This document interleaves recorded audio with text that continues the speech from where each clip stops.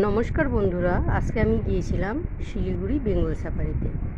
বাচ্চাদেরকে নিয়ে সানডে ছুটি কাটাতে গিয়েছি। তো দেখতেই পাচ্ছ ঘন জঙ্গল, তার মাঝখানে দেখা হলো হরিণের দলের।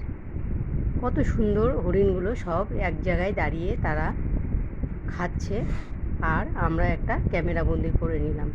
তো এখানে এক এক জায়গায় এক একটা কিছু রাখা আছে।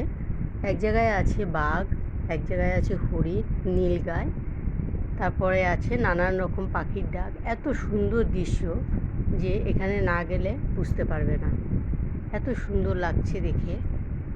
আমার ছেলেরা তো খুবই খুশি হরিণগুলোকে দেখে, তারা এত আনন্দ পেয়েছে ভাবতেই পারিনি।